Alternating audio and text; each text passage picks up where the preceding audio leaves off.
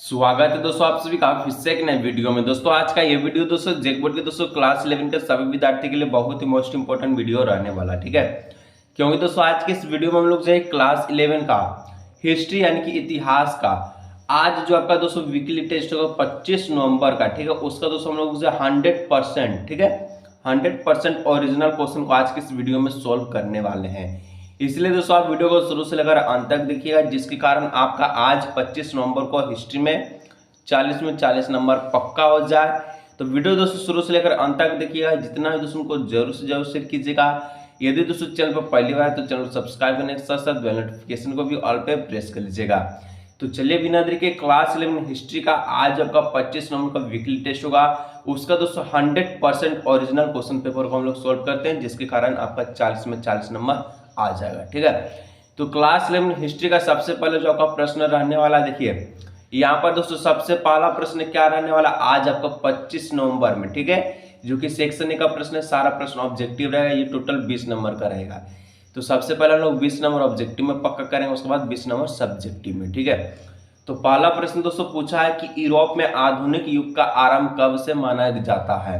फिर से बोले दोस्तों 100% ओरिजिनल क्वेश्चन पेपर है, वीडियो को अंत तक देखिए, 40 में 40 नंबर कोई नहीं छीन सकता है, ठीक है। तो यूरोप में आधुनिक युग का आरंभ कब से माना जाता है, तो यूरोप में आधुनिक युग का जो आरंभ है दोस्तों 1493 ईस्वी से माना जाता है, ठीक है। तो ऑप्शन नंबर सी हो जाएगा 1493, ठीक है। चलिए आगे दोस्तों बढ़ते हैं। 2 नंबर आपसे पूछा है द प्रिंस पुस्तक के लेखक कौन है। तो द प्रिंस पुस्तक के जो लेखक है कौन है, तो ये इनका जो लेखक का नाम है मैकिया, ठीक है, मैकियावली, ठीक है, मैकियावली। ऑप्शन नंबर सी हो जाएगा, ठीक है। चलिए आगे दोस्तों बढ़ते हैं। 3 नंबर कहता है पुनर्जागरण काल जाना जाता है। तब पुनर्जागरण जो काल है, फिर से जागना, ये कब से जाना जाता है, तो सांस्कृतिक विकास, ठीक है। ऑप्शन नंबर ए हो जाएगा, पुनर्जागरण काल जो है जाना जाता है सांस्कृतिक विकास के लिए। तो 3 का right answer option number A हो जाएगा। जहां भी दिक्कत होगा नीचे कमेंट करके जरूर से जरूर बताइएगा। चलिए आगे दोस्तों 4 नंबर पूछा है एंड्री हास, ठीक है, वेसेलियस पदुआ विश्वविद्यालय के प्राध्यापक कौन है, ठीक है। तो विश्वविद्यालय के प्राध्यापक कौन है, तो यहाँ पर दोस्तों इसका जो राइट है विश्वविद्यालय के प्राध्यापक है, ठीक है, क्या है, तो चिकित्सका थे, ठीक है, चिकित्सा। ऑप्शन नंबर ए हो जाएगा, ठीक है, 4 का राइट आंसर। चलिए जो ऑप्शन बता रहे हैं उसी को टिक करके आइएगा। 5 नंबर दोस्तों कहता है इब्न रुशद एक अरबी दार्शनिक थे। तो इब्न रुशद एक अरबी दार्शनिक थे, कहाँ के, फ्रांस के, जर्मनी के, ब्रिटेन के, स्पेन के।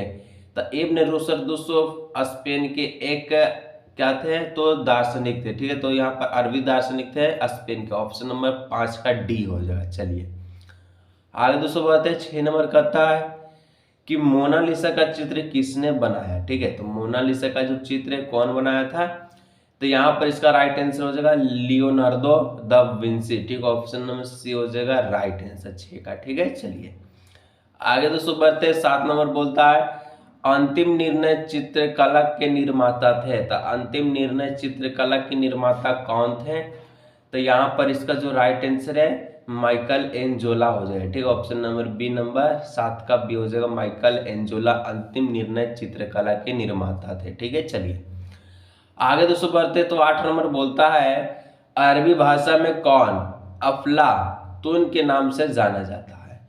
तो अरबी भाषा में दोस्तों प्लेटो, ठीक है, प्लेटो आपका जो है अफलातून के नाम से जाना जाता है, ठीक है। 8 का इस प्रकार से ऑप्शन नंबर ए हो जाएगा करेक्ट ऑप्शन। चलिए आगे दोस्तों बढ़ते हैं। 9 नंबर कहता है कि ग्रिगोरियन कैलेंडर को प्रचलन में लाने वाले पॉप थे। तो ग्रिगोरियन कैलेंडर को प्रचलन में लाने वाले पॉप कौन थे, तो यहाँ पर जो राइट आंसर है ऑप्शन नंबर क्या हो जाएगा 9 का ऑप्शन नंबर हो जाएगा सी नंबर, ठीक है, ग्रीगो नाटकवा। ऑप्शन नंबर सी हो जाएगा 9 का राइट आंसर, ठीक है। चलिए आगे दोस्तों बढ़ते ऑब्जेक्टिव का लास्ट प्रश्न है, और अभी तक दोस्तों चैनल पर पहली बार सब्सक्राइब नहीं किए थे जरूर से जरूर कर लीजिएगा। इस प्रकार से आपका 20 नंबर ऑब्जेक्टिव में पक्का, ठीक है।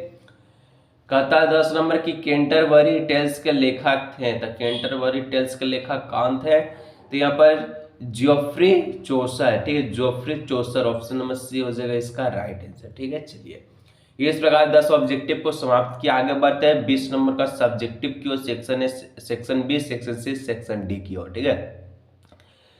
तो यहाँ पर देखिए दोस्तों आपका सेक्शन जो सी आपका जो बी रहेगा, ठीक है, सेक्शन बी में 2 प्रश्न रहेगा, 11 और 12, जो कि दोनों मिला के 4 नंबर का रहेगा, ठीक है। तो 11 नंबर का था पुनर्जागरण से आप क्या समझते हैं, ठीक है। फिर से बोल रहे दोस्तों 100% ओरिजिनल है, पूरा वीडियो को देख के जाइए। सब्जेक्टिव प्लस ऑब्जेक्टिव दोनों मिला के आपका 40 नंबर पक्का है, ठीक है। तब पुनर्जागरण से आप क्या समझते हैं, आंसर में लिखिएगा 14वीं व 17वीं शताब्दी के बीच यूरोप में जो सांस्कृतिक व धार्मिक प्रगति का आंदोलन तथा युद्ध हुए उन्हें ही पुनर्जागरण कहा जाता है, ठीक है। जो आपका 1400 से लेकर आपका 1300 सदी तक जो आपका यूरोप में जो सांस्कृतिक और धार्मिक प्रगति पर जो आंदोलन हुआ था, संस्कृति पर और धार्मिक पर, उसे ही पुनर्जागरण कहा जाता है, ठीक है। चलिए आगे 212 नंबर का आता है, सेक्शन बी का लास्ट प्रश्न है। सबसे पहले छापाखाना का निर्माण कौन किया? हम लोग जानते हैं कि छापाखाना का निर्माण गुटेनबर्ग ने किया था। लिखिए कैसे, सबसे पहले छापाखाना का निर्माण जॉन गुटेनबर्ग ने किया। तो इस प्रकार से उत्तर को लिख दीजिएगा, ठीक है। उसके बाद दोस्तों 13-14 जो कि सेक्शन सी का प्रश्न है, 3-3 नंबर का है, तो 6 नंबर आपको दिलाएगा, ठीक है। सेक्शन सी का है आपका 13 नंबर की मार्टिन लूथर कौन था?